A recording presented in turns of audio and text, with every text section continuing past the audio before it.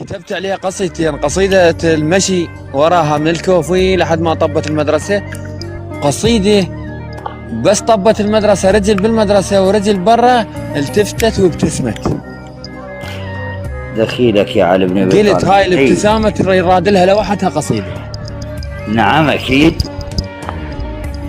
فقلت لها عذرا يا ترف بس لحظة نحكي وياك. من رخصتك شوي. واذا يعجب حكينا بجنطتك خله. خوش اذا يعجب شيله ويا الكتب. نعم.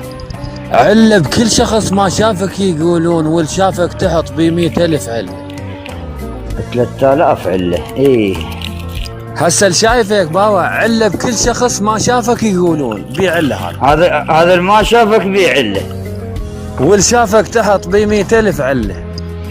لا حول ولا قوة. ويجيت الندش عندك تمر كل يوم. ايش عندك شكو؟ لا يخفى الورد وبحسنك الذل. الله اكبر. ابو مصيفة تمشي المدرسة محيرنا لو صالون. المرة انت تعرف المني. اشو زفة بقفاك نشوف مو حله. يا ستار يا ربي. هاي رموش عينك. ايه شو هذن كبار. هاي رموش عينك. احجب دعت امك رمش لو قذله. لا عم قذله. نشك نص من جمالك يبقى لك بالبيت. يا سلام.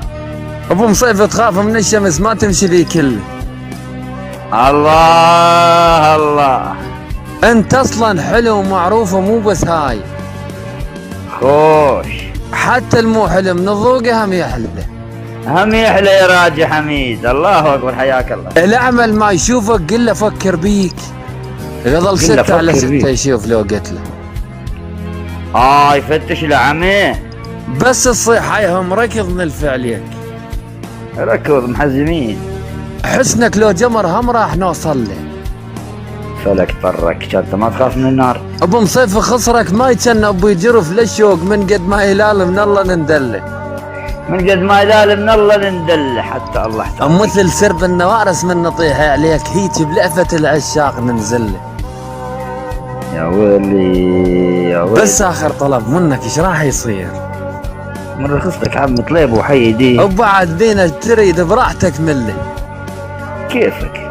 خل نحو العنب من قل حالاتك راد. ولك احمد كاظم موتني الغزانه عليه من تضحك دهر. خل نحو العنب من قد حالاتك راج وبحضنك نسوي من الشبك سله.